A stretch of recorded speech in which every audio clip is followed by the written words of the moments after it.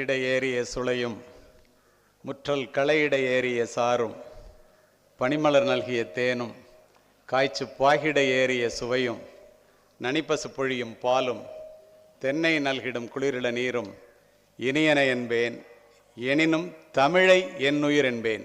அனைத்து மொழிகளையும் நேசிப்போம், தாய் தமிழை மட்டும் சுவாசிப்போம். அமுதான தமிழே நீ வாழி, என் ஆவியிலே கலந்து நாவினிலே தவழும் அமுதான தமிழே நீ வாழி. இந்த இடத்துல உங்களுக்கு பேசுறதுக்கு முன்னாடி இந்த கிராமப்புறத்து மாணவர்களுக்கு ஒன்றை நான் சொல்ல தெளிவுபடுத்த விரும்புகின்றேன். உங்களுடைய அறிவு, உங்களுடைய திறமை எவ்வளவு பெரியது என்பதை நீங்கள் முதலில் உணர வேண்டும். அஸ்தினாபுரம் காட்டுக்குள்ளே துரோணாச்சாரியார் பாண்டவர்கள் 5 பேர், கௌரவர்கள் 100 பேருடன் காட்டுக்குள்ளே செல்லுகின்றார். 105 பேரும் அவருடைய மாணவர்கள், அரச குலத்தை, அரச மரபை சேர்ந்தவர்கள். ஒரு அம்பு 7 மரத்தை துளைத்து கொண்டு போகின்றது. வியந்து போன துரோணாச்சாரியார் திரும்ப பார்க்கின்றார்.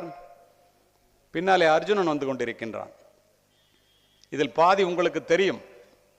மரத்திலே இருக்கின்ற ஒரு பறவையை குறிவைத்து என்ன தெரிகிறது என்று துரோணாச்சாரியார் மாணவர்களிடம் கேட்கும் போது, ஒருவன் மரம் தெரிகிறது என்கிறான், ஒருவன் இலை தெரிகிறது என்கிறான், ஒருவன் கிளை தெரிகிறது என்கிறான்.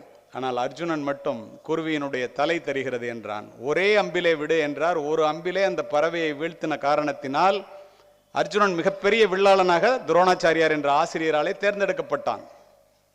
ஆனால் மாணவர்களே, கிராமப்புறத்து மாணவர்களுக்காக நான் இதனை தொடர்கின்றேன். அந்த கதை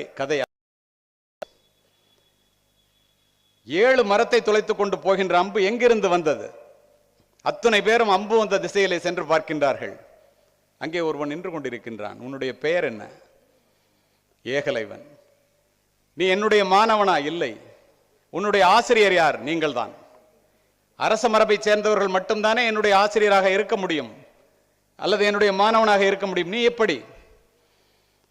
மிகப்பெரிய பள்ளிக்கூடங்களிலே, நகர்ப்புறங்களிலே படிக்கின்ற வசதி வாய்ப்புள்ள மாணவர்கள் அரச குடும்பத்தை சேர்ந்த கௌரவர்களையும் பாண்டவர்களையும் போல, இது போன்ற அரசு பள்ளிகளிலே படிக்கின்ற மாணவர்களை நான் எப்போதும் சொல்லுவதுண்டு. நானும் அரசு பள்ளியில் இருந்து வந்த மாணவன் என்ற காரணத்தினால். எதற்காக இதை குறிப்பிடுகின்றேன் தெரியுமா? உனக்கு யாரடா ஆசிரியர் என்று கேட்கின்றார். நீங்கள் தாங்கிறான். எப்பறா எனக்கு நீ மாணவனா இருக்க முடியும்னு கேட்கிறாரு. பெரிய பணக்காரர்கள் தான் உங்களிடம் படிக்க முடியும் என்பதை நான் அறிவேன். நான் அரச குடும்பத்தை சேர்ந்தவன் அல்ல, சாதாரண ஏழை குடும்பத்தை சேர்ந்த ஒரு புலையன். நீங்கள் தினம் தினம் மாணவர்களுக்கு சொல்லிக் கொடுக்கின்ற இந்த வில்வித்தையை நான் மறைந்திருந்து பார்த்து நான் கற்றுக்கொண்ட கலை இதுங்கிறான். உனக்கு வேற என்னடா தெரியுங்கிறார். சப்தக்கலை தெரியுங்கிறான். சப்தக்கலைன்னா என்ன? எல்லாரும் கொஞ்ச நேரம் அமைதியா இருங்கிறான். உங்களுக்காகவே இதனை பதிவு செய்கின்றேன். எல்லாரும் அமைதியா இருக்காங்க. ஒரு நரி ஊழ விடுற சத்தம் கேட்குது. நரி எங்க இருக்குன்னு தெரியல. மாணவர்களே, மாணவிகள், சத்தம் அந்த திசையிலே அம்பு விடுகின்றான். அம்பு சென்ற திசையிலே அத்துணை பேரும் சென்று பார்க்கின்றார்கள். கண்ணுக்கு புலப்படாத இடத்திலே இருந்த ஒரு நரி இவன் விட்டு அம்பு தைத்து இறந்து கிடக்கிறது. மிரண்டு போன துரோணாச்சாரியார், அர்ஜுனன் கண்ணுக்கு தெரிகின்ற பறவையை மட்டும்தான் அடிக்க முடிகிறது, இவன் ஓசையை வைத்து கண்ணுக்கு புலப்படாத இடத்திலே இருக்கின்ற நரியை கூட வீழ்த்துகின்றானே. அர்ஜுனன் நகர்ப்புறத்திலே இருக்கின்ற கல்லூரிகளிலே, பெரிய பள்ளிக்கூடங்களிலே படிக்கிற மாணவர்களை போன்றவன். மாணவர்களே, நீங்கள் இந்த பள்ளியிலே, அரசு பள்ளியிலே படிக்கின்ற மாணவர்கள் அத்துணை பேரும் கண்ணுக்கு புலப்படாத இடத்திலே இருக்கின்ற நரியை கூடி அடிக்கின்ற ஏகலைவர்கள் என்பதை மனதிலே பதிய வைத்துக் கொள்ளுங்கள். அதே போல ஆசிரியர்களுக்கு ஒன்றை சொல்லிக் கொள்கின்றேன். ஏகலைவனுடைய கட்டை விரலை வெட்டி கேட்டார். யார்? துரோணாச்சாரியார். அடுத்த நொடி கட்டை விரலை வெட்டி கொடுத்தான். எதற்காக கேட்டார் தெரியுமா?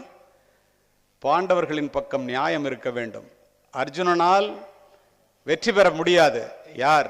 ஏகலைவன் கௌரவர்கள் பக்கம் சேர்ந்து விட்டால் என்று நினைத்து ஏகலைவனுடைய விரலை வெட்டி கேட்கின்றார். வெட்டி கொடுத்தான். நடந்தது என்ன தெரியுமா? பாரத போரிலே அர்ஜுனனுடைய அம்பு பட்டு அவருடைய ஆசிரியரே போர்க்களத்திலே வீழ்ந்து கிடக்கின்றார். தன்னுடைய ஆசிரியர் வீழ்ந்து விட்டார் என்பதை தெரிந்த ஏகலைவன் பதறி அடித்து ஓடுகின்றான். அங்கே போய் நின்று துரோணாச்சாரியாரை பார்த்து சொன்னான், அருமையான துரோணாச்சாரியராக இருந்த என்னுடைய ஆசிரியர் அவர்களே, அர்ஜுனனை காப்பாற்ற வேண்டும் என்பதற்காக என்னுடைய கட்டை விரலை வெட்டி கேட்டீர்களே, கொடுத்தேன். இன்று அந்த அர்ஜுனனுடைய அம்பு உங்களை தாக்கி நீங்கள் வீழ்ந்துபட்டிருக்கின்றீர்களே, என்னுடைய கட்டை விரல் மட்டும் இருந்தால் இந்த அர்ஜுனனை கொன்று என்னுடைய ஆசிரியரை காப்பாற்றி இருப்பேன் என்று கதறினான். இதை ஏன் சொல்லுகின்றேன் தெரியுமா? இங்குள்ள ஆசிரியர்கள் ஒன்றை தெரிந்து கொள்ளுங்கள்.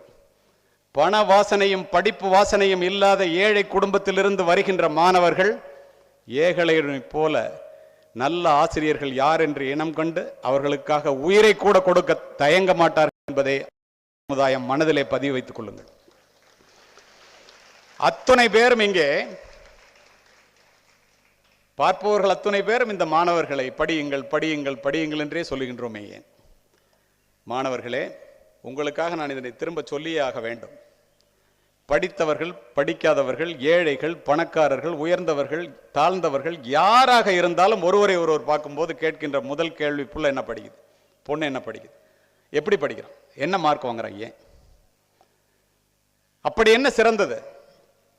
எல்லோருமே பணத்தை தேடி ஓடிக்கொண்டிருக்கின்ற இந்த உலகத்திலே கல்வியை தேடி ஓட வேண்டும் என்று அத்துணை பேரும் விரும்புகின்றார்களே, ஏன்? கல்வி ஏழைகளுக்கு செல்வம், செல்வர்களுக்கு அணிகலன், வீட்டிற்கு விளக்கு, நாட்டிற்கு நன்மை, பெண்களுக்கு பாதுகாப்பு. எவ்வளவு பெரிய கோடீஸ்வரனுக்கு மகனாக பிறந்தாலும் கல்வியை பெற்றோர்களிடமிருந்து எந்த கொம்பனாலும் சொத்தாக பெற முடியாது. அவனவன் படித்துத்தான் பெற முடியும். பிறப்பு முதல் இறப்பு வரை ஒரு மனிதனுக்கு உதவக்கூடிய ஒன்றே ஒன்று இந்த உலகத்தில் உண்டு என்றால் கல்வி ஒன்றுதான். இதை முற்றிலும் உள்வாங்கிக் கொள்ள வேண்டும். நீங்கள் ஒரு மாணவனையும் அவன் படிக்கின்ற பிறந்த வீட்டையும் இந்த நாட்டையும் உயர்த்தக்கூடிய ஒன்றே ஒன்று கல்விதான். கல்வியினுடைய சிறப்பு என்ன தெரியுமா? நீ பணக்காரர்களிடம் பழகினால் பணக்காரனாக முடியாது. அறிவுள்ள ஆசிரியர்களிடம் நீ பழகினால் நீ அறிவுள்ளவனாக மாற முடியும். புரிந்து கொள். எவ்வளவு பெரிய கோடீஸ்வரனுக்கு மகனாக பிறந்தாலும் நீ சொத்தாக பெற முடியாது கல்வியை. நீ படித்துத்தான் பெற வேண்டும் என்று ஏன் சொல்லுகின்றேன் என்றால், கல்வி அத்தகையது. வாழ்க்கை என்ற பாதையிலே நம்பிக்கையை முன்னெடுத்து செல்வதற்கு, நம்பிக்கை நிறைந்த வாழ்க்கையை நீங்கள் தொடருவதற்கு அடிப்படை தேவை கல்வி. இதை முழுமையாக உணர்ந்து கொள்ளுங்கள். யார் படிக்கின்றார்களோ படிக்கவில்லையோ, ஏழை பிள்ளைகளாகிய நாம் கண்டிப்பாக படிக்க வேண்டும். 2 காரணங்கள். ஒன்று, எத்தனையோ பேர் கோடிக்கணக்கானவர்கள் பள்ளியிலே படிப்பதற்கு வாய்ப்பின்றி இன்னும் இந்தியாவிலே இருக்கின்றார்கள். நீங்கள் அத்துணை பேரும் இங்கே வந்து அமர்ந்திருக்கின்றீர்கள் என்றால் அதற்கு முழு காரணம் முதுகெலும்பொடிய பாடுபட்ட உன்னுடைய தந்தையும் முழு வயிறு காணாமல் உன்னை வளர்த்தெடுத்த தாயும் தான் காரணம் என்பதை இந்த அவையிலேயே தயவு செய்து மனதிலே பதிய வைத்துக் கொள்ளுங்கள்.